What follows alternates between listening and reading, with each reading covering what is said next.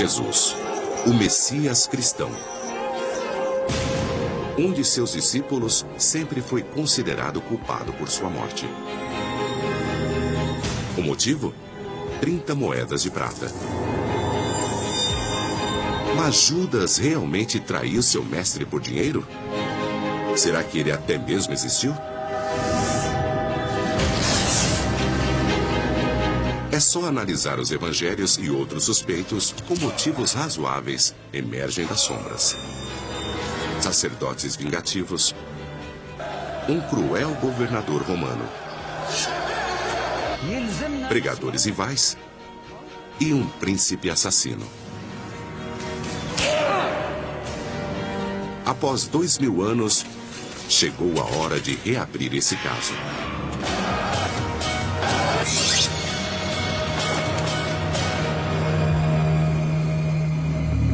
Jesus, as últimas 24 horas.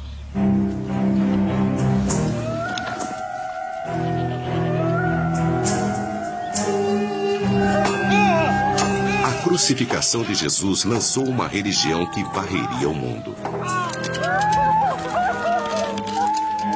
A história da Páscoa e dos últimos 5 dias de Jesus em Jerusalém é fundamental para a fé cristã. É a história de um Salvador inocente, Jesus Cristo, traído por um negociante inescrupuloso, Judas Iscariotes. Mas e se a história condenou o homem errado pela morte de Jesus?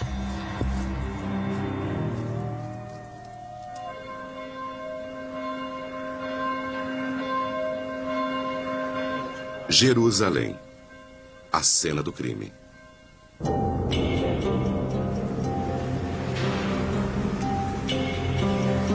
Em algum lugar dessas ruas, Judas deve ter aceitado dinheiro em troca da traição de seu mestre.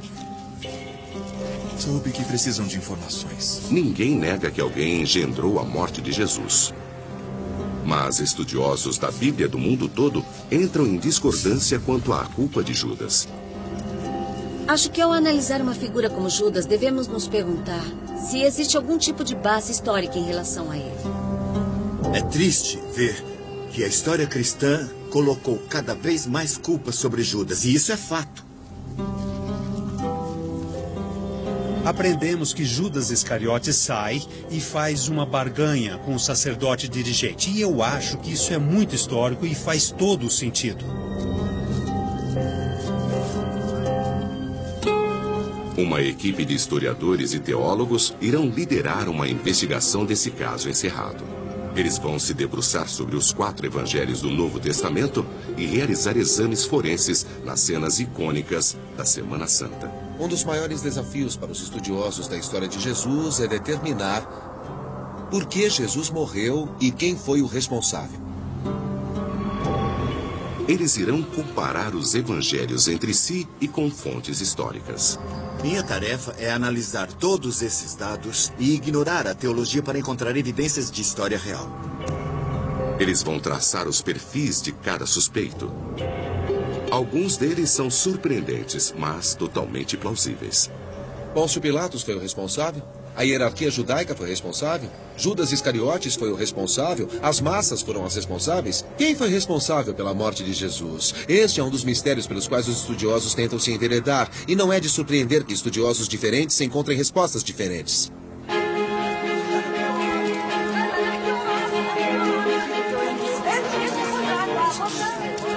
Domingo. 5 dias para a morte de Jesus. É a semana da Páscoa no ano 33 da era cristã. Do lado de fora dos portões de Jerusalém, Jesus chega com seu grupo de discípulos.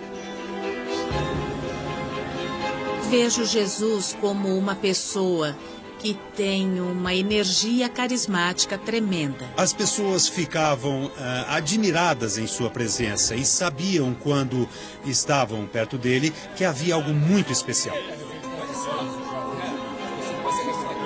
Jesus é um entre as centenas de milhares de judeus que vieram de todos os cantos da Terra Santa para o festejo judaico mais importante do ano.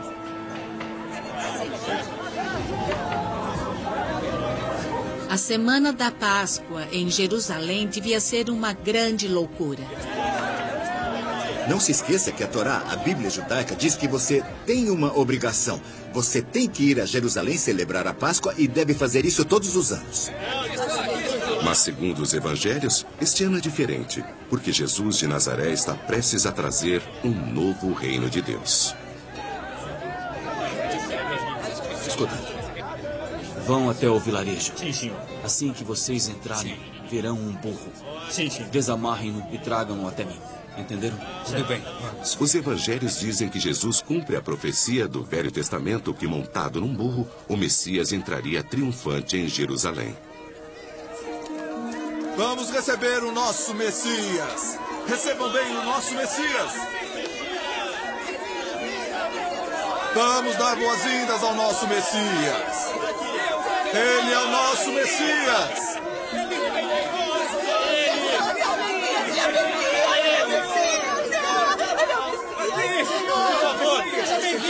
Por 3 anos, ele tem pregado sua mensagem de igualdade nos vilarejos da Galileia, no norte agrícola. Aqui em Jerusalém, ele atrai multidões ainda maiores.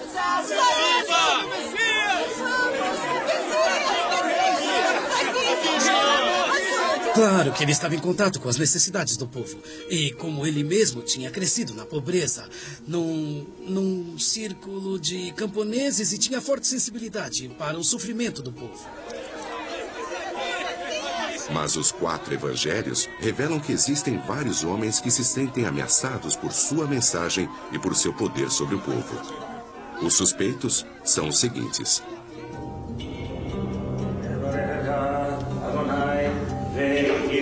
Caifás, o sumo sacerdote do grande templo. Ele preside todos os assuntos religiosos em Jerusalém. Ele era um homem rico, um homem de privilégios, um homem de poder. Era a dinastia sacerdotal que dominava o primeiro século. Até mesmo Roma respeitava a autoridade que Caifás tinha dentro do templo. Roma manda aqui há 30 anos. Nesta semana da Páscoa, Caifás não pode tolerar qualquer perturbação da paz. Seu mestre romano não permitirá isso. Pôncio Pilatos, o governador romano, acaba de chegar de sua casa no litoral, na Cesareia. Ele não está aqui para desfrutar dos festejos. Ele está aqui para manter a lei e a ordem. Pobre Pilatos. Imagino que ele já está de mau humor quando chega à cidade. Ele aparece com cerca de 3.000 soldados. Ele é responsável por garantir que toda essa loucura aconteça de maneira organizada e que todos voltem para casa em segurança. E há outros em Jerusalém que querem Jesus fora do caminho.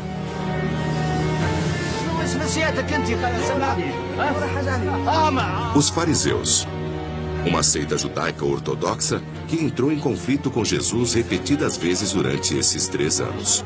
Os pregadores fariseus acham que Jesus é liberal demais e popular demais. Sabemos que alguns dos fariseus, e o grupo é grande, alguns dos fariseus estão importunando Jesus, estão tentando enganá-lo. Provavelmente eles sentem inveja, esse homem tem seguidores. Mas mesmo alguns dos próprios seguidores de Jesus podem ter se cansado de seus ensinamentos pacifistas. Vários judeus de Jerusalém querem se rebelar contra os romanos que ocupam sua cidade. E, finalmente, Herodes Antipas, filho do rei Herodes o Grande. Antipas, governante da Galileia, vem caçando Jesus há meses. Suspeito que Antipas tenha tido seus próprios interesses em mente e queria apenas garantir que Jesus sumisse de maneira apropriada. Conforme a semana se desenrola, cada um dos inimigos de Jesus vai mostrar seu rosto. Segunda-feira. 4 dias para a morte de Jesus. Jesus vai diretamente ao grande templo de Jerusalém. Os historiadores dizem que compreender o que aconteceu aqui é a chave para descobrir quem entregou Jesus. Mestre, veja. As atitudes dele, nesse dia, farão seus inimigos saírem das sombras. Vamos. Para Jesus, o templo deve ser uma casa de Deus. Mas os evangelhos dizem que era dominado por um clã de sacerdotes vigaristas e repleto de trapaceiros e charlatães.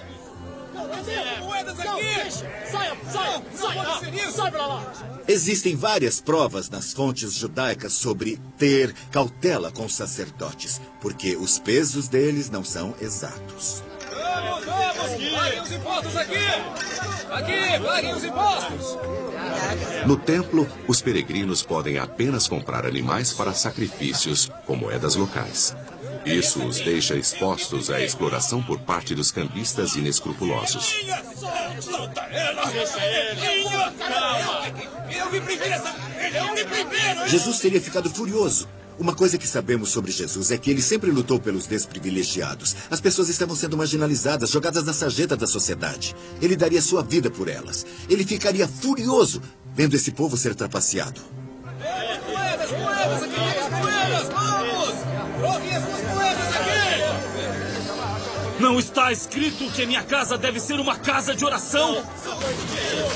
Vocês a estão transformando num antro de ladrões! Isto aqui está parecendo um mercado! Essa atitude de Jesus resume muito bem a mensagem que ele vinha pregando na Galiléia através de seu ministério, de que o status quo, os governantes que estão no poder, eram corruptos e que Deus iria derrubá-los e introduzir algo novo.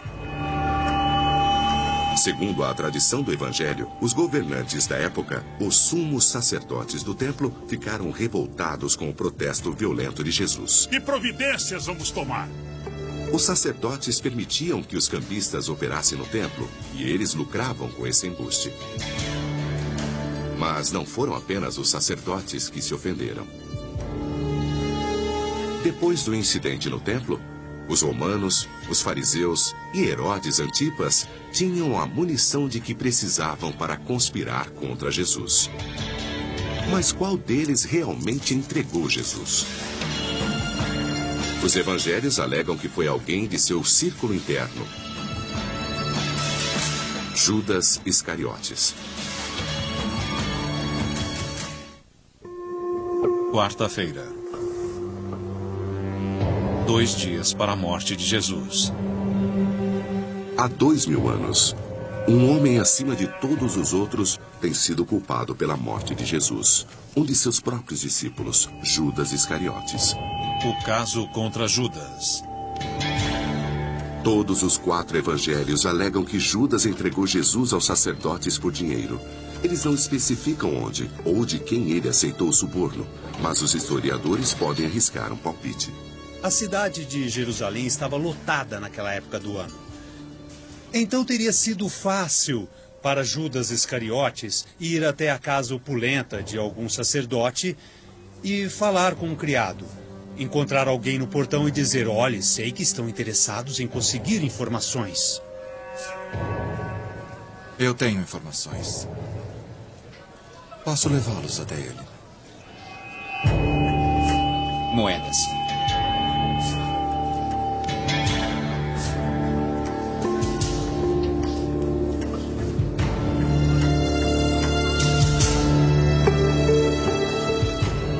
Segundo o Evangelho, um dia depois de Judas aceitar o dinheiro, Jesus e seus discípulos se reuniram para a ceia da Páscoa.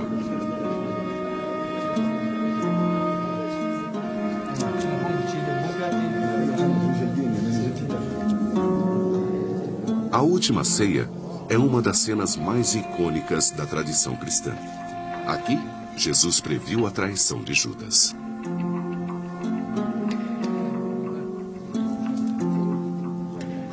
O que foi escrito deve ser cumprido. Aquele que divide o pão comigo vai se virar contra mim.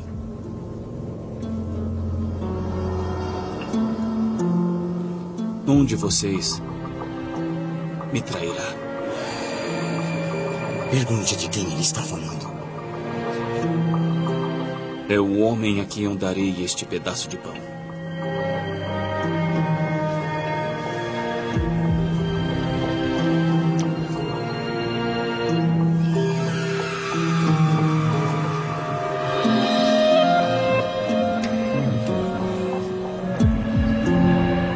Evangelho de João, Judas se embrenha na escuridão para revelar aos sacerdotes onde Jesus poderá ser encontrado mais tarde, naquela mesma noite. Vá. Faça o que deve fazer. E faça rápido. Qual foi o motivo de Judas? Acho que ele era ganancioso. Acho que ele sentia amor pelo dinheiro. Acho que no fim ele se deixou dominar por um espírito do mal. Pode ter sido o desejo de Deus, algum tipo de providência. Talvez tudo tenha feito parte de um plano maior. É esse tipo de atitude que se vê nos evangelhos, na tentativa de aceitar um fato tão embaraçoso, que um dos 12 traiu Jesus. Mais tarde, naquela noite, no jardim Getsemane, nos arredores das muralhas da cidade, a profecia de Jesus se cumpre. O Senhor é capaz de tudo. Que este cálice seja afastado de mim, ó Pai. Pai, o Senhor é capaz de tudo, se quiser. Afaste esse cálice de mim.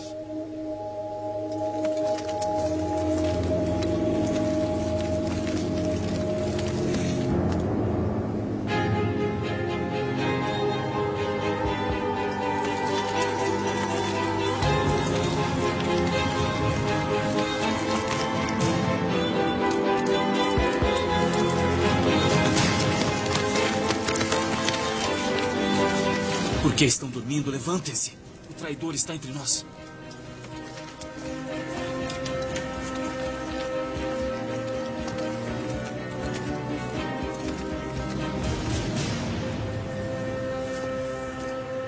Mestre. Amigo. Faça o que você veio fazer. Judas identifica Jesus para um grupo de guardas do templo enviados pelos sacerdotes para prendê-lo. Você traiu o Filho do Homem com um beijo. Mas Judas realmente traiu Jesus? Alguns historiadores apontam grandes falhas no caso contra Judas. A primeira surge no Evangelho de João, que afirma que Judas era o tesoureiro do grupo.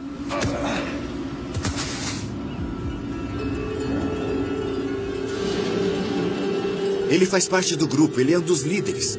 O motivo não pode ser aquele que Mateus indica. Mateus disse que ele queria dinheiro. Bom, ele era encarregado do dinheiro do grupo. Ele só precisava dizer, fiquem longe de mim, não está dando certo, eu vou fugir com o dinheiro. E ele teria conseguido muito mais dinheiro do que as meras moedas que dizem que ele recebeu. 30 moedas de prata não eram nada. Mas se não foi por dinheiro, há outro motivo para a traição de Judas escondido nos evangelhos?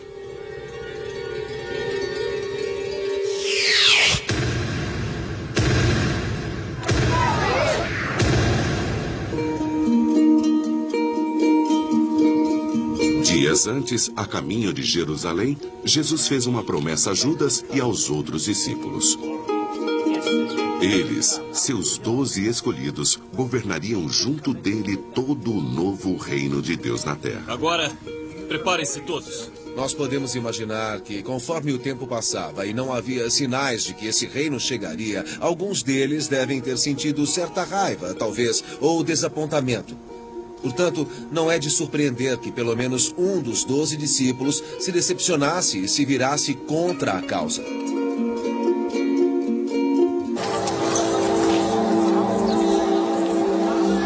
Se já estava desiludido, Judas pode ter tomado sua decisão quando o grupo chegou a Jerusalém, o centro do poder político e religioso. Historiadores concordam que Jerusalém estava repleta de rebeldes políticos, desesperados para se verem livres dos dominadores romanos.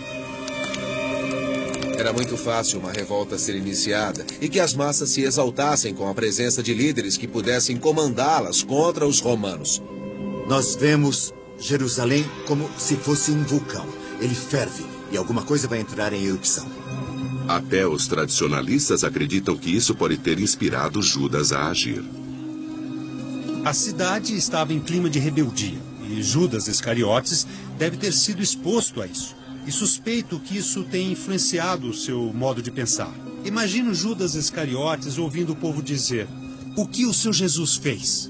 Ele curou muita gente, mas será que vai acabar com a dominação romana? Ele vai conseguir mudar as coisas em Israel para melhor? Vocês estão transformando num antro de ladrões! Quando Jesus invadiu o templo, Judas esperava que essa violenta demonstração fosse se transformar em rebelião de grande escala.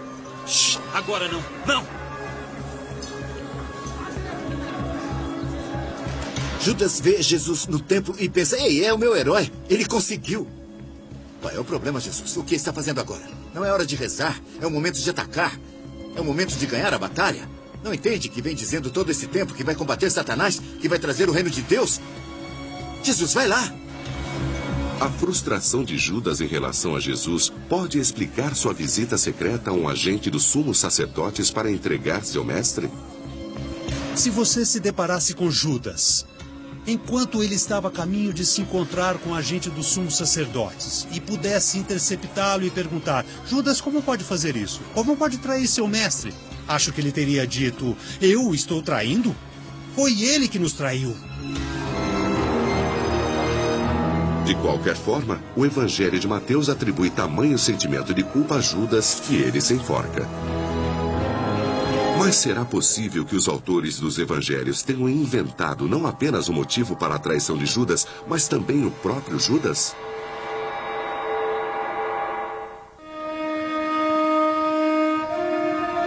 Se Judas entregou Jesus porque queria se rebelar contra os romanos, então por que ele sempre é apresentado como se tivesse traído Jesus por dinheiro?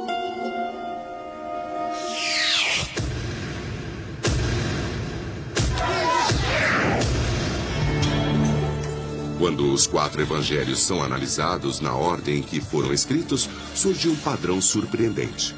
O personagem de Judas vai ficando progressivamente mais ganancioso e mais vilanesco. No primeiro evangelho escrito, o de Marcos, Judas aceita dinheiro como suborno. No segundo, o de Mateus, descreve-se a quantia exata, 30 moedas de prata. Mas no terceiro e no quarto evangelhos, os de Lucas e João, Judas não traz Jesus apenas por dinheiro. Judas traz Jesus por estar possuído pelo demônio. No evangelho de Lucas, Satanás já dominou Judas. E quando chegamos ao evangelho de João, Judas é a encarnação das forças da escuridão. Então, por que os evangelhos literalmente demonizam Judas? A resposta pode estar no momento e no lugar onde os evangelhos foram escritos. Roma, 64 depois de Cristo. Uma geração após a morte de Jesus, o cristianismo havia se espalhado pelo Mediterrâneo e chegado até Roma. Mas declarar-se abertamente cristão na capital do império poderia custar a vida.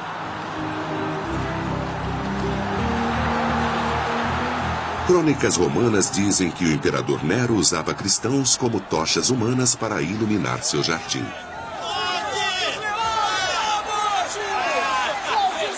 Ele também inventou uma nova forma diabólica de entretenimento: alimentar leões com cristãos.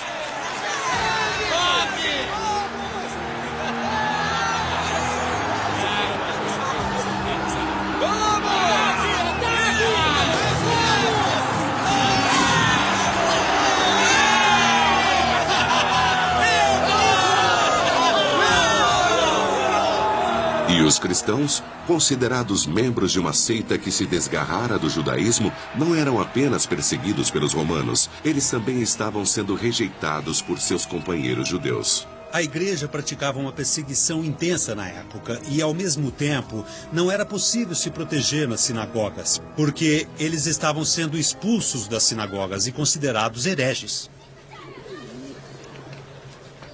Nas décadas após a morte de Jesus, os primeiros cristãos faziam parte de um movimento basicamente clandestino. Eles se encontravam atrás de portas fechadas para compartilhar histórias sobre a vida e a morte de Jesus.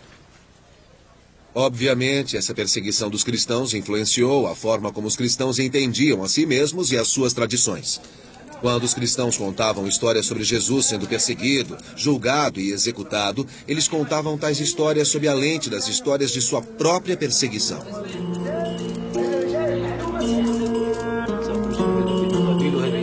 Mas todo o panorama político estava prestes a mudar radicalmente. Em Jerusalém, em 66 da era cristã, os judeus se rebelaram contra seus ocupantes romanos.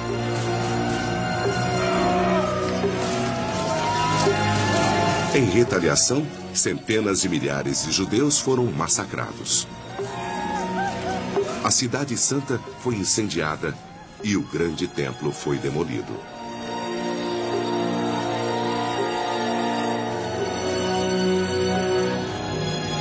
Aquilo foi como o 11 de setembro. Foi inacreditável. Era a única coisa que eles conheciam que duraria por toda a eternidade. E a destruição disso chocou todo mundo. Vários historiadores agora acreditam que quando os primeiros cristãos escreveram suas histórias sobre Jesus na forma dos evangelhos, eles tiveram que tomar uma difícil decisão estratégica. Deviam tomar partido de sua antiga religião, o judaísmo, ou deviam se aliar a Roma? O fato dos evangelhos serem escritos à luz da Primeira Guerra Judaica mostra que os autores se perguntavam: qual é o nosso lugar? Fazemos parte do povo conquistado? Fazemos parte do grupo dos judeus que recentemente foram totalmente arrasados pelos romanos? Ou há um jeito de argumentar que não nos opomos a Roma, que não nos opomos ao Império?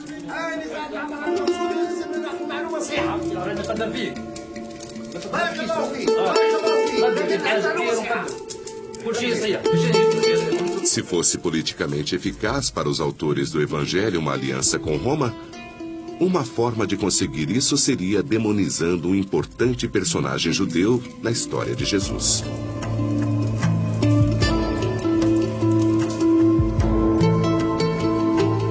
Alguns especialistas levam tal argumento ainda mais longe. Para eles, o personagem de Judas parece ser tão artificial que a questão é se ele realmente existiu.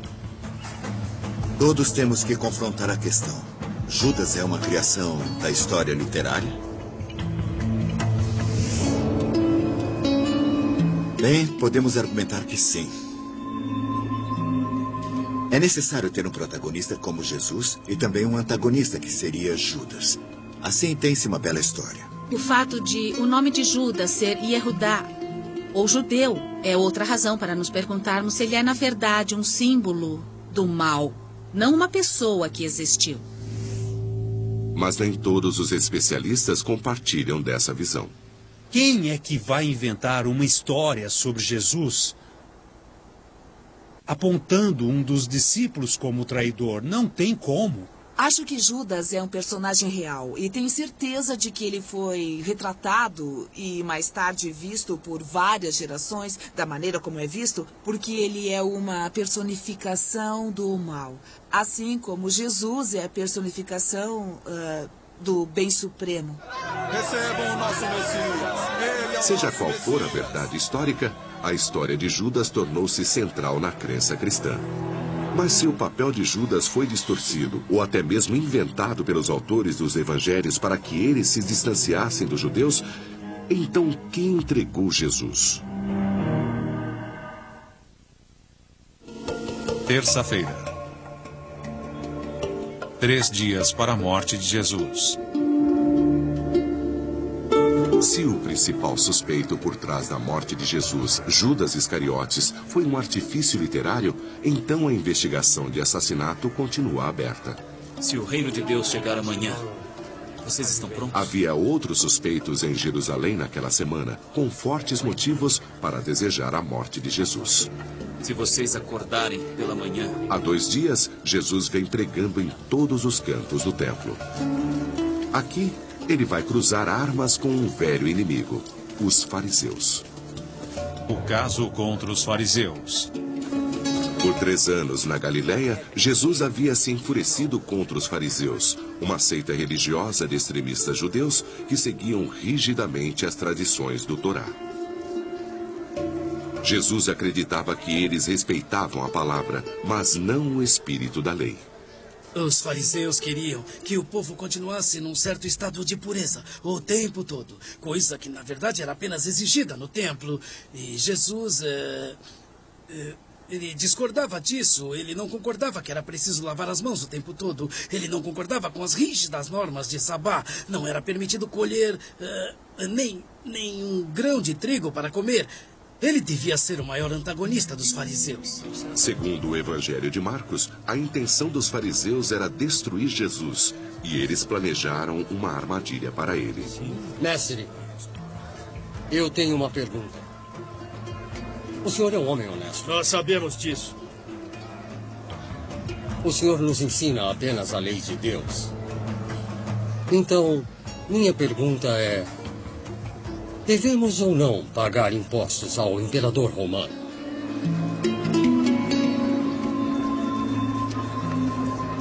Os fariseus estavam tentando fazer Jesus rechaçar publicamente a ocupação romana e o imperador, um crime passível de morte.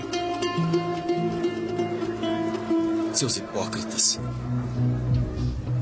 Por que estão tentando me enganar?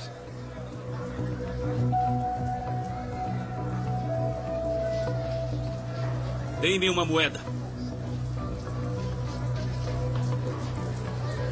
Uma moeda! Sim, deem-lhe uma moeda. Deem-me uma moeda.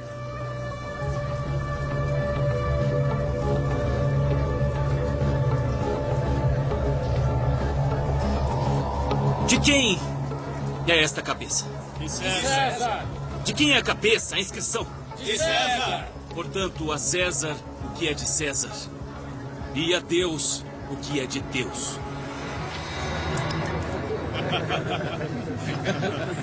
Quando ele dá essa resposta aos fariseus, eles não gostam muito, porque parece que ele é mais inteligente, mais forte e mais claro do que eles próprios. E sua tentativa de envergonhar Jesus acaba voltando contra eles mesmos. Por anos, Jesus vinha atraindo seguidores entre os fariseus da Galileia. Agora, na própria Cidade Santa, Jesus os humilha publicamente. Vocês se consideram defensores da Torá. Seus fariseus. Vocês são como tumbas pintadas com cal. Por fora parecem perfeitas, mas por dentro estão repletas de ossos e imundície. Cobras, ninho de víboras, acham que vão escapar de serem enviados ao inferno. Por fim, Jesus zomba dos fariseus, lembrando a eles que seus ancestrais haviam matado os primeiros profetas. Ele os desafia a matá-lo também. Vocês constroem suas tumbas e monumentos dedicados aos santos e dizem, se tivéssemos vivido nos tempos de nossos ancestrais, jamais teríamos participado do assassinato dos profetas. Portanto, vocês reconhecem que são filhos dos homens que mataram os profetas. Então, vão em frente e terminem o que os seus ancestrais começaram. A armadilha dos fariseus falhou, mas alguns especialistas sugerem que o incidente pode ter fortalecido sua decisão de se livrarem de Jesus. Qual é a reação humana mais lógica quando passamos vergonha? Vamos nos unir ao grupo que vai sumir com esse homem. Ele está nos envergonhando. Ei, tenham dó. Nós somos grandes mestres. Todos sabem disso. Somos os fariseus. Então, eu lhe pergunto, quem entregou Jesus? Vamos admitir que alguns fariseus podem estar por trás disso. Recebam o nosso Messias. No momento em que colocou os pés em Jerusalém, Jesus mexeu no vespeiro. Se o traidor de Jesus foi Judas, os fariseus ou os agentes do templo, todos os evangelhos apontam para um único mentor por trás de sua prisão e assassinato. O sumo sacerdote Caifás. O caso contra Caifás. Notícias sobre a explosão de Jesus no templo chegaram aos ouvidos de Caifás. Esse homem está se tornando uma lenda. Precisamos encontrar um pretexto para prendê-lo. E acabar com isso antes que vá longe demais. Eu acho que o que Caifás viu em Jesus e em seus seguidores na Galileia foi o perigo de suas ideias se espalharem pela Judéia também. Havia o perigo de uma grande rebelião estourar. Poderia acontecer de Caifás ser substituído como sacerdote junto com seu grupo. Se vamos prendê-lo, terá que ser antes do início dos festejos. Caso contrário, teremos que lidar com uma rebelião. Segundo todos os 4 evangelhos, na noite de quinta-feira, Caifás agiu. Quinta-feira. Um dia para a morte de Jesus. Os guardas do templo de Caifás prenderam Jesus no jardim de Getsemane e o trouxeram de volta para a cidade. Segundo 3 evangelhos, eles zombam e açoitam Jesus antes de arrastá-lo até as suntuosas instalações do sumo sacerdote.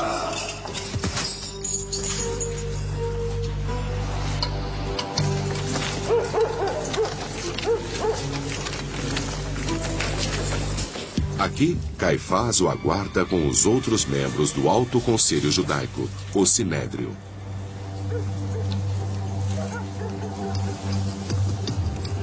Você é o Cristo?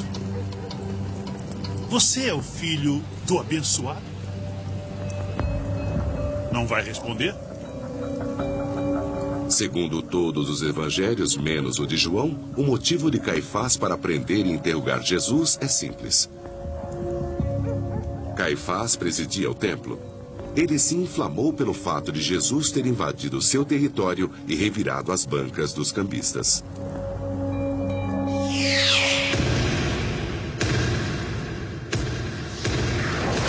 Não está escrito que minha casa deve ser uma casa de oração? O caso contra Caifás depende da credibilidade deste evento crucial no templo.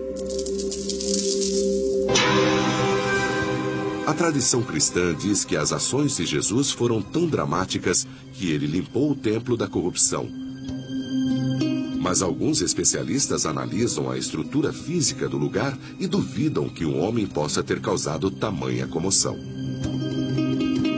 O templo tem uma área enorme. Cabem aproximadamente 25 campos de futebol dentro desse templo. E com tantos peregrinos em Jerusalém para a Páscoa, o templo estaria lotado. Pense num aeroporto pouco antes da véspera do Natal. É dessa quantidade de gente que estamos falando. Se Jesus tivesse realmente feito isso dentro do templo, eu me pergunto, quantas pessoas teriam visto? Será que pessoas a 15 metros de distância teriam visto o que aconteceu? Quem poderia ter visto toda essa ação?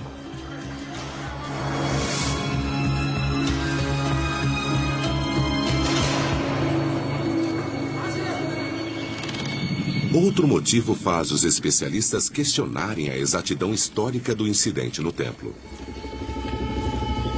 Muitos estudiosos acreditam que os evangelhos foram escritos depois que o grande templo de Jerusalém foi destruído pelos romanos em 70 da era cristã. Alguns sugerem que o incidente no templo, descrito nos evangelhos, é uma metáfora para a destruição do templo, mais de 35 anos depois da morte de Jesus. É por aqui! Quando os cristãos eram judeus, que eu suponho ser o caso dos autores dos evangelhos, esse foi um acontecimento religioso realmente significativo. E uma das maneiras de afirmar isso é incluindo a destruição do templo em suas histórias sobre a morte de Jesus. A virada das mesas simboliza uma espécie de destruição, deixa a situação meio incerta e o que os autores dos evangelhos estão tentando explicar é porque o templo foi destruído. Há uma última prova que sugere que a explosão de Jesus no templo não ter sido motivo para Caifás mandar prendê-lo. No Evangelho de João, Jesus revira as bancas dos cambistas. Mas ele faz isso 3 anos antes, durante outra visita a Jerusalém. E não houve consequência alguma. Isto aqui está parecendo um mercado!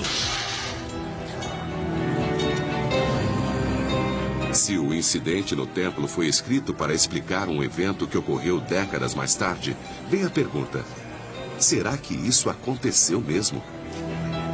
E se não houve agitação no templo naquela semana, o motivo de Caifás para executar Jesus desaparece. Mas o caso contra Caifás, o sumo sacerdote, não está encerrado.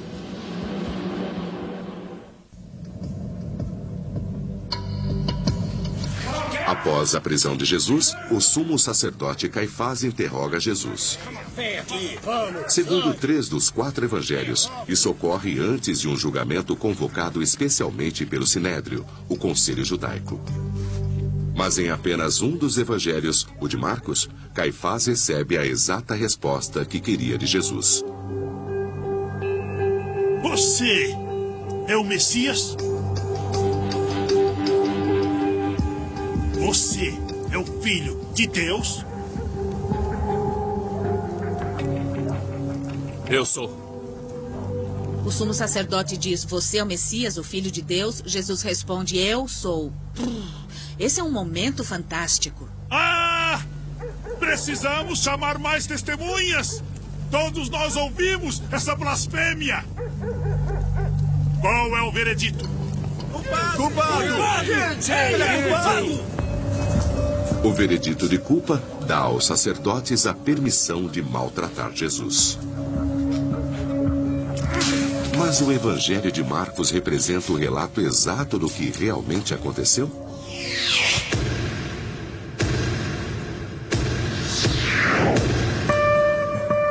Em Marcos, Jesus incrimina a si mesmo. Você é o Filho de Deus? Eu sou. Mas em Lucas e Mateus, quando Caifás lhe faz a mesma pergunta, Jesus astuciosamente foge da armadilha. Você é o Filho de Deus? Você está dizendo que sou. Mais uma vez, colocando-se lado a lado às 4 versões do Evangelho para o julgamento, surge uma série de contradições.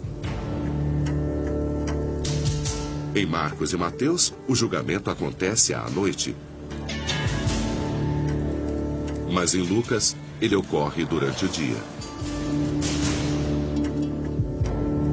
Em Mateus e Marcos, testemunhas depõem contra Jesus. Mas em Lucas, não há testemunhas. Eu acho muito difícil confiar nos relatos do julgamento de Jesus perante o Sinédrio, porque nós não temos fontes confiáveis de informação. Jesus foi morto no dia seguinte, então não pôde contar a ninguém o que aconteceu. E eu não creio que as autoridades judaicas se colocaram à disposição de quaisquer pesquisadores cristãos.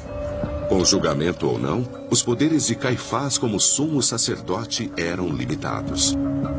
Historiadores da época, como Filo e Joséfo, revelam que apenas os romanos tinham poder para mandar executar um homem. Jesus, as últimas 24 horas.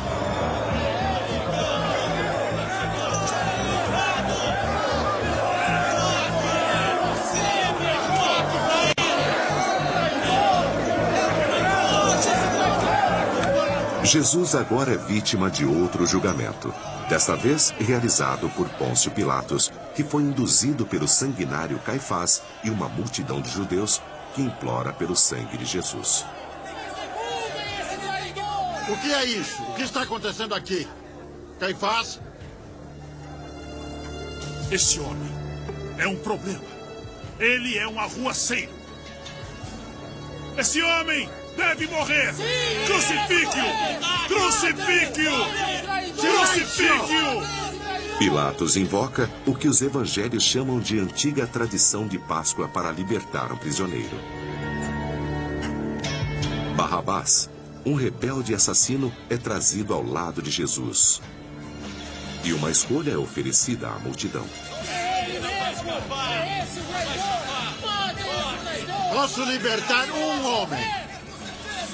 Devo libertar este homem, um assassino e rebelde? Ou o seu rei dos judeus?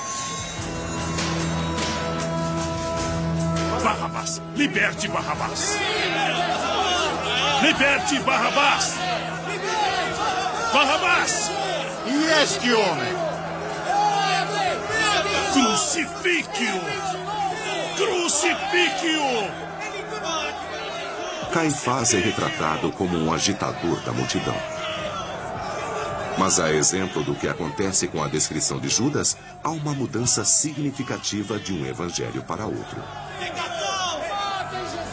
O primeiro evangelho, o de Marcos, escrito cerca de 35 anos após a morte de Jesus, descreve simplesmente uma multidão. Em Mateus, são as multidões que querem ver Jesus morto. Em Lucas, são as turbas. E em João, escrito cerca de 90 anos depois, é todo um povo. Todo um povo, que significa toda a nação de Israel. Como explicar essa progressão? Está bem claro, é para demonizar os judeus, para deixar claro que os judeus crucificaram Jesus e que, no fim das contas, Jesus não era judeu. No Evangelho de Mateus, a multidão de judeus já confessou sua culpa. De fato, eles a celebram. A multidão de judeus grita: o sangue de Deus derramado por nós e nossos filhos. Então, a multidão de judeus assumindo a responsabilidade pela morte de Jesus, mas dizendo que a futura geração de judeus também será responsável pela morte dele.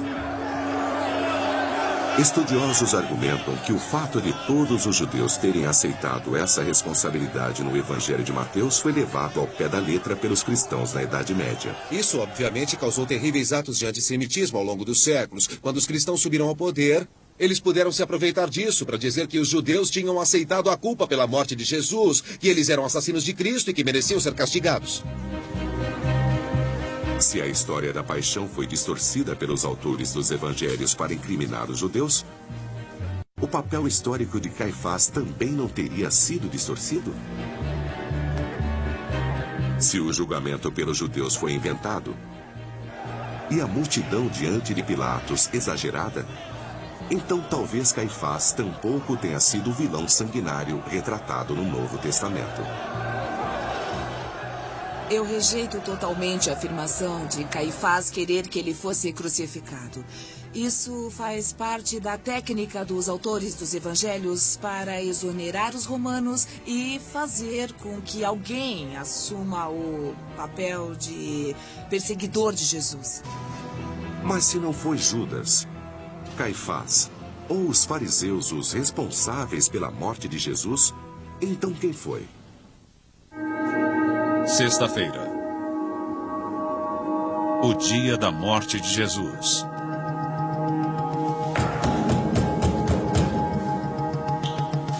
Amanhece no dia da paixão, e Pôncio Pilatos é rudemente despertado. Se é verdade que os evangelhos injustamente marcaram Judas e Caifás como os principais conspiradores por trás da execução de Jesus, onde entra Pilatos, o governador romano? Ele é famoso por lavar as mãos da responsabilidade pela morte de Jesus. O caso contra Pilatos. O historiador do primeiro século, Joséfo, confirma que Pilatos determinou a sentença de Jesus. Mas será que Pilatos foi o culpado por trás de sua prisão e também por sua execução? Minha impressão de Pôncio Pilatos é que ele era o típico governador romano. Os governadores romanos eram cidadãos romanos das classes mais altas. Eles eram oficiais capazes que tinham o direito de controlar as províncias. Ele chega especialmente para a Páscoa. Um momento intrinsecamente político que celebra o nascimento de uma nação, que celebra uma libertação. Os ensinamentos de Jesus teriam sido particularmente vistos como provocativos para a época. Mesmo que não imaginemos que Jesus estivesse propondo qualquer revolta armada contra Roma, o simples fato de citar o reino durante a Páscoa teria sido particularmente agitador. É um feriado no qual Deus intervém em nome de Israel contra os opressores. Portanto, imagine se você for encarregado de manter a paz durante esses festejos.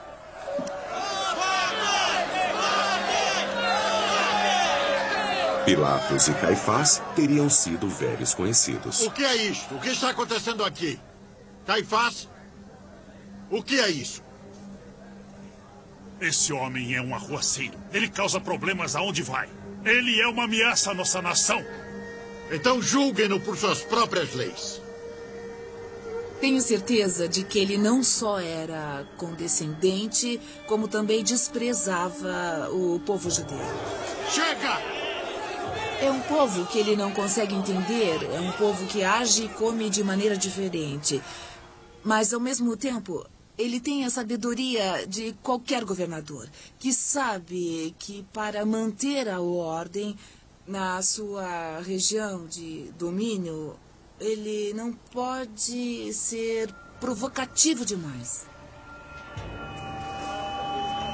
Levem-no! Nos 4 evangelhos, Pilatos é descrito como se tivesse sido encurralado por sacerdotes judeus que estavam determinados a dar um fim em Jesus. Nós não temos autorização para executar um homem. Esse homem deve morrer. Crucifique-o! Crucifique-o! Eu disse chega! Da mesma maneira que a multidão hostil cresce a cada evangelho, Pilatos torna-se cada vez mais compreensivo. Em Marcos, o primeiro evangelho, vemos um Pilatos indeciso, meramente relutante em se envolver no caso. Conforme os evangelhos se desenrolam, Pilatos fica cada vez mais gentil e o sumo sacerdote e os judeus ficam cada vez piores. Que mal esse homem cometeu! Crucifique-o! Na minha visão, ele não fez nada para merecer a morte. Ele só precisa ser açoitado. Por que o que ele fez? No último evangelho de João, Pilatos é retratado como temeroso e vítima das circunstâncias. Isso não é jeito de conduzir um julgamento. Atormentado pela multidão, ele leva Jesus para dentro do santuário de seu próprio palácio. Tragam uma cadeira. Para justificar a crucificação, ele deve encontrar provas de que Jesus está planejando uma revolta política.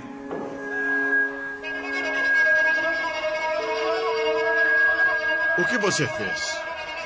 Seu próprio povo, seus próprios sacerdotes o trouxeram. Dizem que você se declara rei. Diga-me, eu não sou judeu. Você é o rei deles? Você é o rei dos judeus? Meu reino não pertence a este mundo. Se pertencesse, meus seguidores estariam lutando por mim neste momento. Não há dúvida de que se Pilatos fez perguntas a ele, pode ter sido para verificar se esse homem era louco ou não, pois se fosse louco, não representava um problema real. Ou talvez para ver se ele realmente possuía intenções políticas, para ver se, no geral, esse homem representaria um risco caso fosse libertado. Não há caso contra ele. Em João, Pilatos diz à multidão 3 vezes que Jesus é inocente. E por 3 vezes, a multidão o contraria. Você deve crucificá-lo! Você entende que eu posso mandar crucificá-lo? Ou tenho autoridade para libertá-lo? Você não teria autoridade alguma sobre mim se Deus não a tivesse concedido.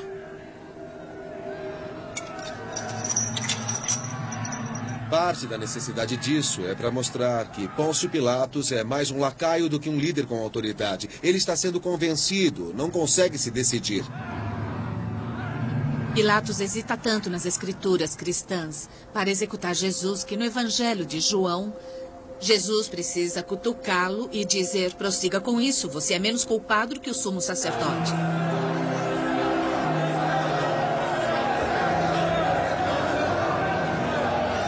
Pilatos não consegue mais enfrentar a multidão insistente.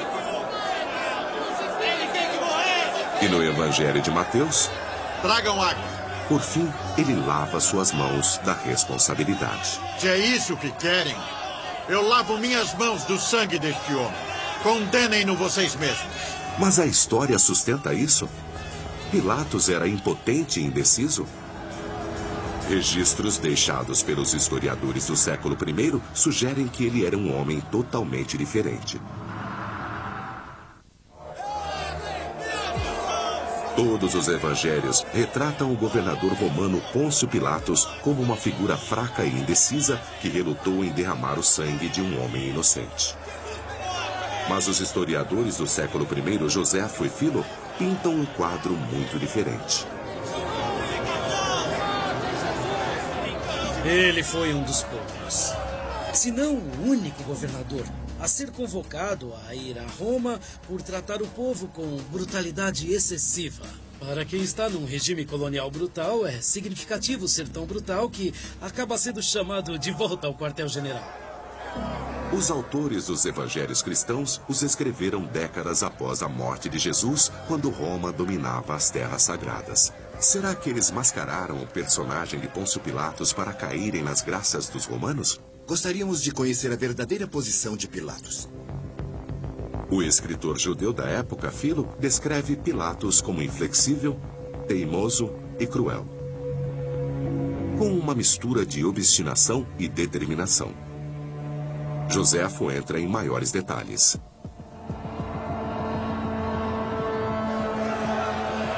Alguns anos antes, ele reconta um terrível incidente que mostra que Pilatos era tudo menos fraco. Segundo Joséfo, Pilatos já havia enfrentado uma multidão em Jerusalém uma vez. Ele havia construído um aqueduto de 32 quilômetros para trazer água da fonte até Jerusalém. Projeto nobre, se ele não o tivesse financiado com fundos roubados do templo judeu. Uma multidão de moradores irritados cercava Pilatos e seus guardas. Pilatos parecia indefeso, mas estava longe disso. Ele havia planejado este momento meticulosamente. Ele ordenou que seus soldados se disfarçassem com vestes judaicas. Então, quando a multidão chegou perto demais, os soldados despiram-se das vestes e sacaram as espadas.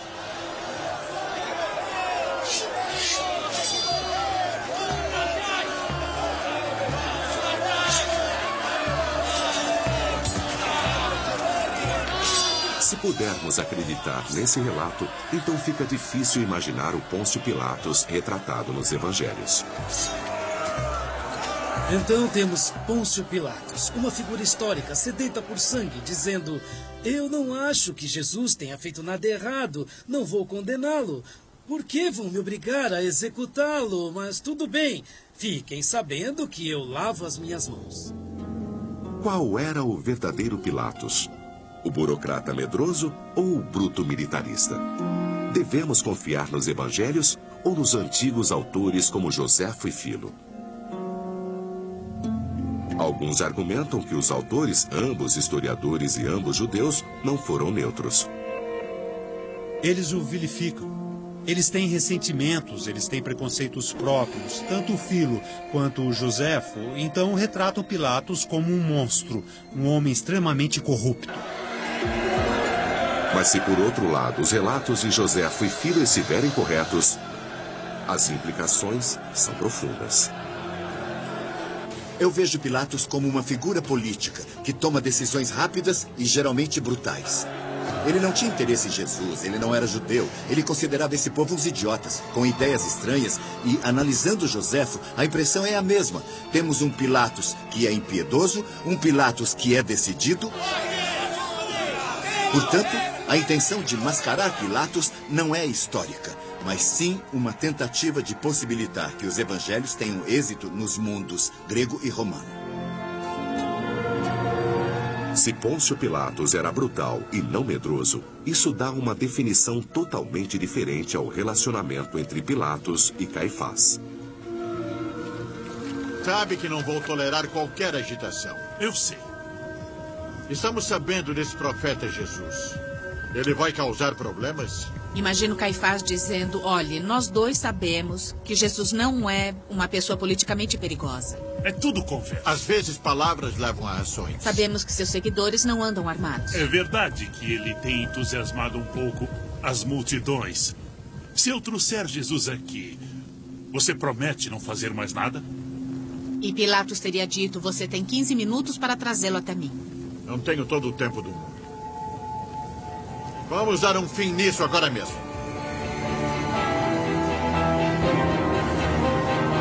Se Pôncio Pilatos foi o único responsável pela morte de Jesus, talvez Jesus tenha sido um homem marcado para morrer desde o momento em que chegou a Jerusalém.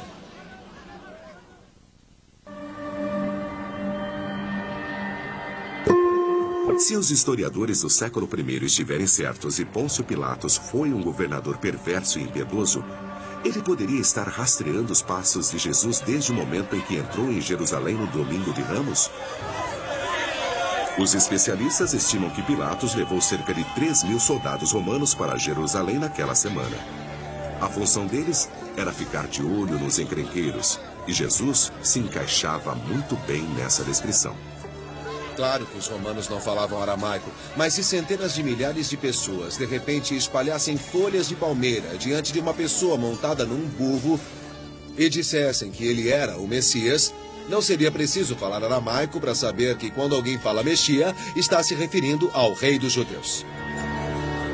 E se foram os soldados romanos, não os sacerdotes, que denunciaram a agitação no templo?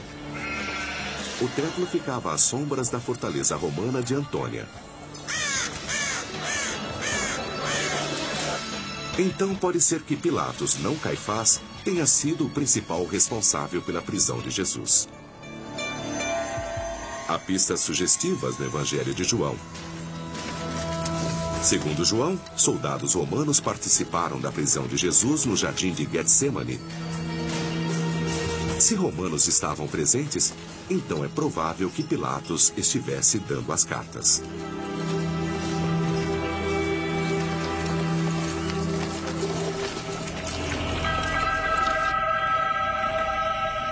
Pilatos pode até ter enviado Jesus ao palácio de Caifás por acreditar que se tratava de um problema fundamentalmente judeu que o sumo sacerdote conseguiria resolver. O Evangelho de João traz um relato muito diferente do encontro de Jesus com Caifás naquela noite. Em João, Jesus não é tão maltratado pelos guardas de Caifás como descrevem os outros evangelhos. Não há um julgamento formal perante o Sinédrio. Em vez disso, Jesus se encontra a sós com Caifás. Se Pilatos mandou prender Jesus e o enviou a Caifás por ser um problema essencialmente judeu, é possível que Caifás tenha tentado encontrar um jeito de liberar Jesus?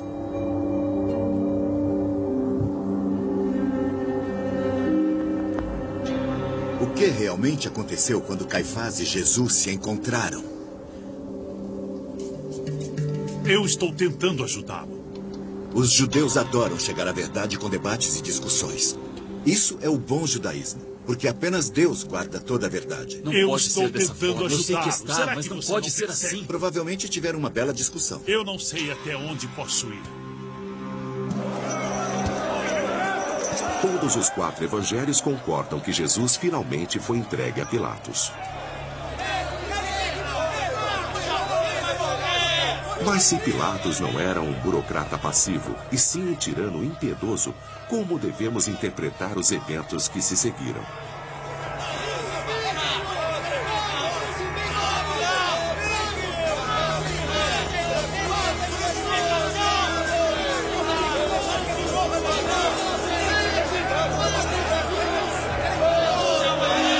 Silêncio!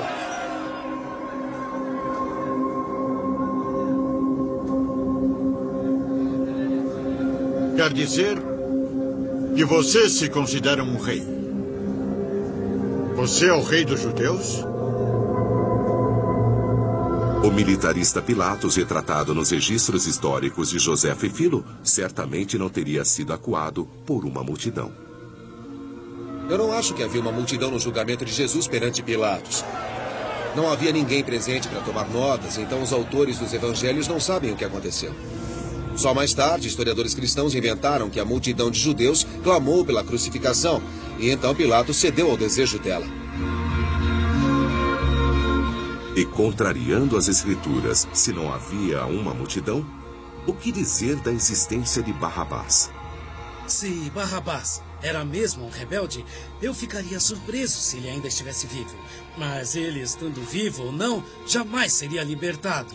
Por qualquer razão. Barrabás deve ter sido relativamente insignificante, alguém que não preocupava muito Pilatos. Ele foi preso durante uma rebelião na qual ocorreu um assassinato. É isso que os evangelhos nos contam.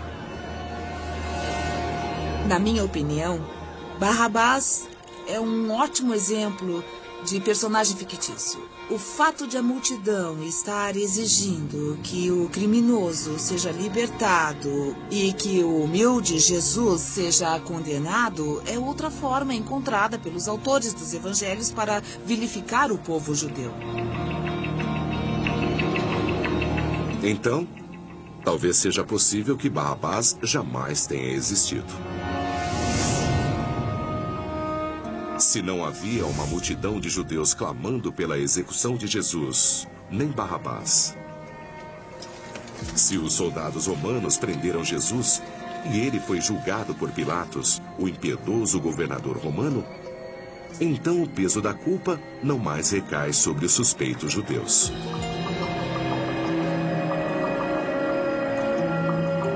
Mas se Pilatos de fato foi o único responsável pela prisão e execução de Jesus, levem.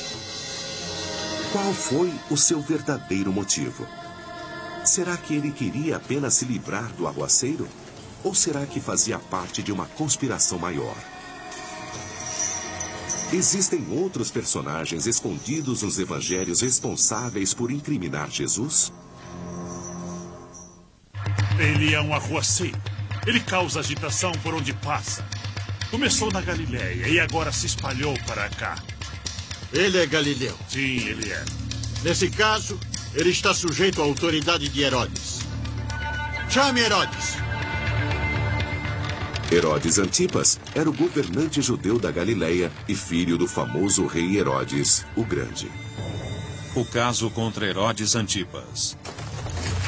Segundo o Evangelho de Mateus, quando Jesus nasceu em Belém, Herodes o Grande ficou tão enraivecido com a notícia de que outro rei judeu havia nascido, que ele ordenou que matassem todos os primogênitos da região.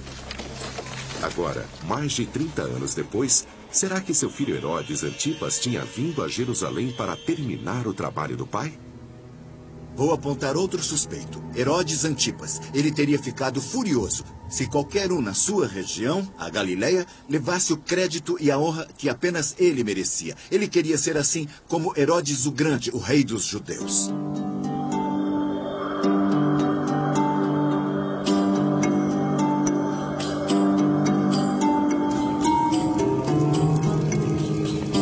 Herodes Antipas, embora fosse um príncipe judeu, reinava apenas segundo a lei dos romanos. Ele havia sido educado em Roma e parecia mais interessado em cair nas graças do imperador e satisfazer seus próprios prazeres do que em servir a seu povo.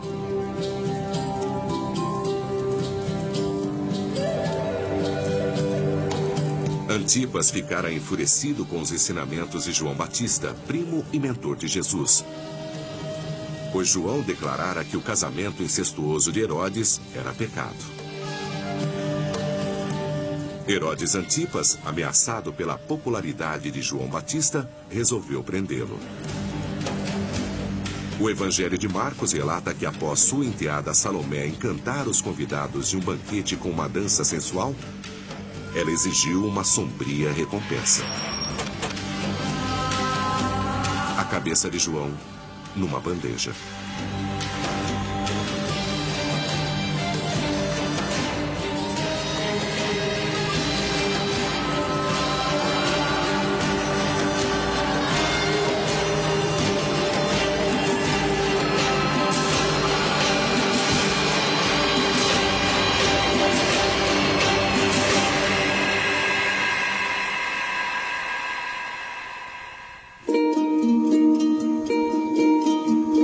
Marcos e Mateus escrevem que, quando Herodes Antipas ficou sabendo que outro pregador na Galileia se autodeclarava o Messias, seu medo foi que João Batista houvesse reencarnado.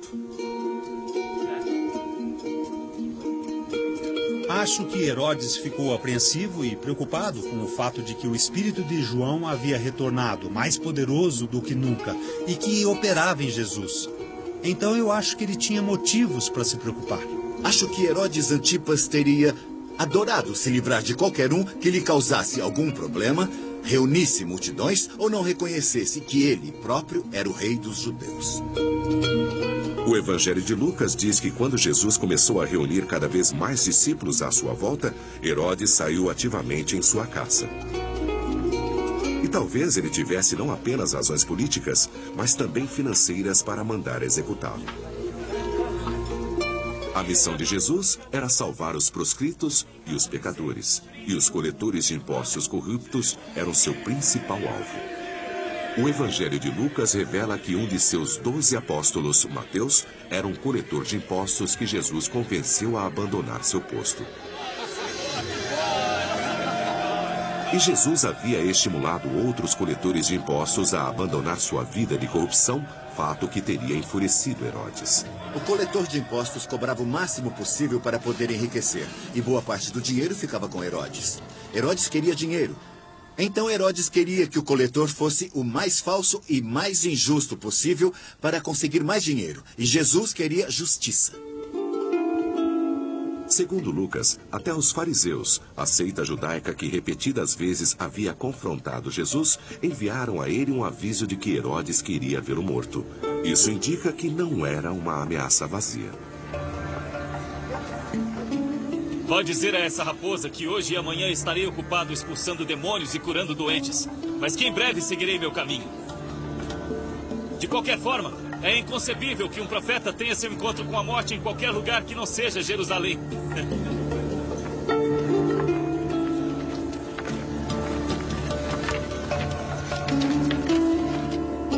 Será que o Evangelho de Lucas está correto? Será que Herodes finalmente alcançou Jesus em Jerusalém? Eu acho que ele provavelmente queria se encontrar com Pilatos em Jerusalém para incentivá-lo a dar um fim em Jesus, porque isso seria perfeito para Herodes Antipas. Ele não precisaria mandar executar um pregador e curandeiro tão popular. Podia deixar isso com os romanos. O Evangelho de Lucas é o único que diz que Jesus não passou por 2 julgamentos, mas 3. Mas que prazer. Há muito tempo eu queria conhecê-lo. Mostre-me um milagre. Eu gostaria tanto de ver um milagre. Mostre-me um milagre. Só um pouco de magia.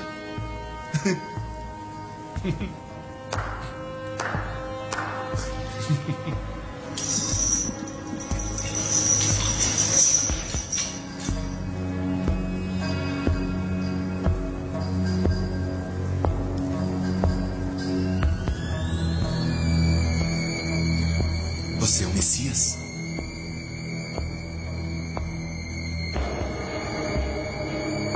Você é o Filho de Deus?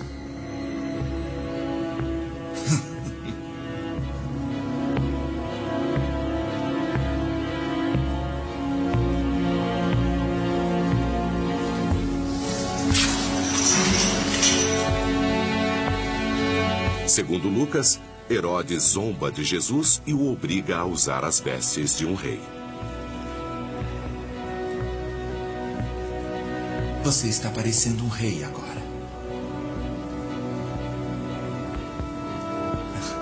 Ele não parece um rei? Herodes pode ter incriminado Jesus? Será que Pilatos mandou crucificar Jesus naquele dia para sedimentar uma relação politicamente valiosa para ambos? Citando o Evangelho de Lucas, naquele mesmo dia, Herodes e Pilatos se tornaram amigos.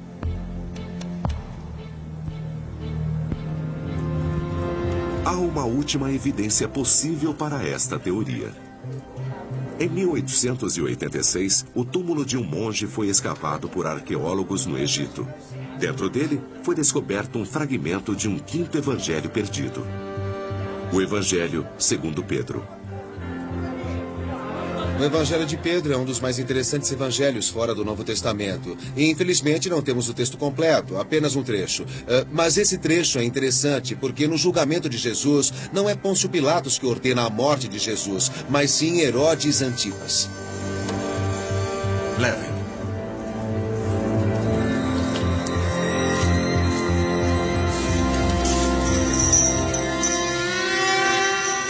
Eu imagino que havia outra pessoa em Jerusalém, naquela época, que realmente tinha a intenção de acabar com esse movimento insignificante que havia começado com João Batista e continuado com Jesus. Graças a Deus, ele entrou na minha toca. Peguem-no. Qual é o problema, pessoal? Esse é o Herodes Antipas que eu conheço.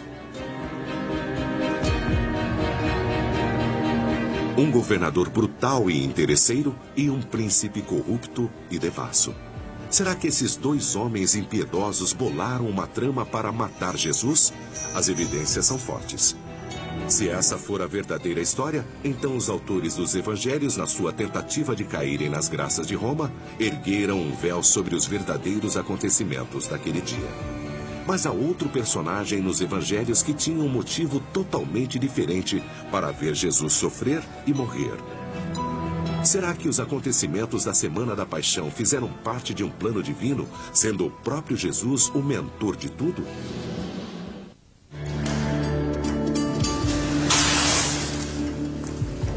A morte de Jesus, segundo a ortodoxia cristã, foi parte de um plano divino no qual Deus sacrificou seu único filho para salvar os pecadores e trazê-los à redenção.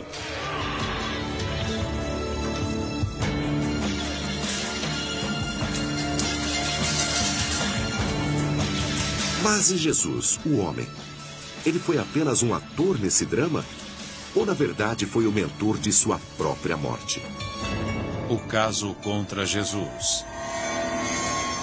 Ao pensarmos nos possíveis responsáveis pela morte de Jesus, nós não devemos nos esquecer de que o principal ator em todas essas situações é o encarregado de todo o plano. Eu vou lhe perguntar uma coisa. Quem o povo diz que eu sou? Dizem que é o Messias. A caminho da Cidade Santa, Jesus revela a seus discípulos que vai morrer em Jerusalém. Eu vou passar por um grande sofrimento. Os anciãos, os sacerdotes, os doutores da lei vão me condenar. E todos vão me matar. Mestre, o senhor não vai morrer. Vocês não sabem. Pensam como homens, não como Deus. Há pistas de que para Jesus isso representava mais do que uma profecia. Será que o próprio Jesus estava controlando os acontecimentos? Há provas de que Jesus tomou providências para preparar as coisas. Ele tinha aliados, auxiliares. Então, eles o auxiliaram a conseguir o burro com o qual ele entra na cidade. Vão até o vilarejo. Sim, senhor. Assim que entrarem, vocês verão um burro. Sim, senhor. Desamarrem-no e tragam-no até mim. Entenderam? Sim. Essa entrada triunfante teria sido um ato deliberado de provocação contra as autoridades religiosas e os soldados romanos? Não está escrito que a minha casa deve ser uma casa de oração? Se realmente aconteceu, o incidente no templo parecia elaborado perfeitamente para provocar. Isto aqui está parecendo um mercado! Assim como seus confrontos públicos com os fariseus. Vocês acham que podem escapar do inferno? Será que Jesus estava fugindo deliberadamente das autoridades, preservando-se para um último e espetacular ato de insurreição no final da Semana da Páscoa? Jesus devia saber que havia esse risco, mas ele preferiu ficar. Ele poderia ter fugido, ele poderia ter escapado noite adentro e voltado para a Galileia, mas ele preferiu ficar. Então, de certa maneira, ele realmente orquestrou os eventos que levaram à sua crucificação. Nos evangelhos de Lucas e Marcos, há provas de que a última ceia fazia parte de um plano que Jesus vinha elaborando há algum tempo. Irmãos, aproximem-se, venham aqui. Vão à cidade. E haverá um homem à sua espera. Ele estará carregando uma jarra de água. Sigam-no. Ele vai indicar uma casa. Bem, ele manda seus discípulos encontrarem um agente seu na cidade que está esperando uma ceia especial para poder preparar a sala para a ceia clandestina de Páscoa. Digam a ele que o mestre perguntou onde fica a sala. Ele vai lhes mostrar um quarto no andar de cima. Esperem por mim. Entenderam? Sim, senhor. Ótimo. Isso nos faz pensar que ele planejou tudo. É tudo uma estratégia. Se Jesus planejou a última ceia e todos os eventos da Semana da Paixão, como ele conseguiria engendrar um confronto final com as autoridades? Ele precisaria de um cúmplice que vazasse os detalhes do momento e do lugar onde ele poderia ser encontrado. Vá. Faça o que deve fazer. E faça rápido. A traição de Judas fazia parte desse plano? Uma nova e extraordinária descoberta bíblica pode fornecer as provas. Em 1983, outro evangelho surgiu em Genebra, na Suíça. O evangelho descoberto mais recentemente é o Evangelho de Judas, que foi publicado apenas poucos anos atrás e que traz um entendimento sobre Judas muito diferente daquele encontrado no Novo Testamento. No Evangelho de Judas, descobre-se que Judas era o único aliado de Jesus. Se fizer isso, seu nome será amaldiçoado por toda a eternidade. Mas faça isso por mim, e eu lhe revelarei os mistérios do reino.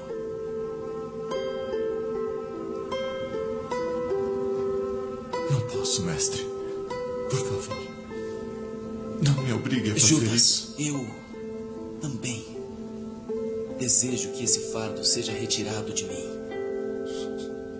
Mas eu sei que é a vontade de Deus que deve ser feita. Você se sobressairá a todos eles. O Evangelho de Judas não é aceito como cânone por muitos. Mas se for válido, significa que Jesus insistiu para que Judas o traísse, e tal fato exoneraria Judas. Se a traição foi elaborada pelo próprio Jesus, a cena no jardim de Getsemane tem um significado radicalmente diferente. Nesse lugar, segundo o Evangelho de Marcos, Jesus roga a Deus que o poupe do sofrimento que ele sabe que o aguarda. Pai, o Senhor é capaz de tudo. Se puder, eu lhe peço, por favor, afaste de mim este cálice. Acho que o verdadeiro Jesus é visto em Getsemane quando ele se ajoelha e roga ao Pai do céu, dizendo: se for possível escapar do meu destino, é isso o que eu desejo. Mas então ele diz que o que deve ser feito não é a sua vontade, e sim a do Pai. Jesus teve dúvidas no último instante, antes do último confronto que ele havia planejado com precisão?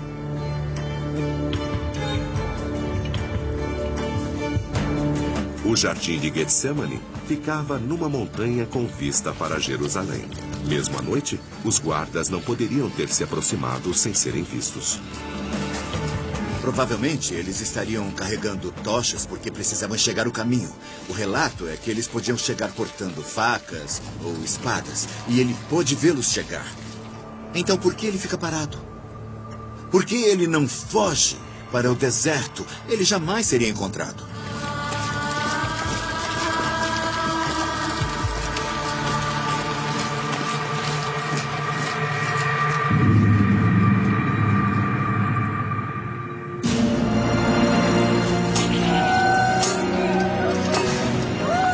Dias após sua chegada à cidade, Jesus é pregado na cruz no topo de um monte nos arredores de Jerusalém. Se ele havia planejado esse momento ou não, quando sua hora finalmente chega, Jesus sente os tormentos de um homem comum.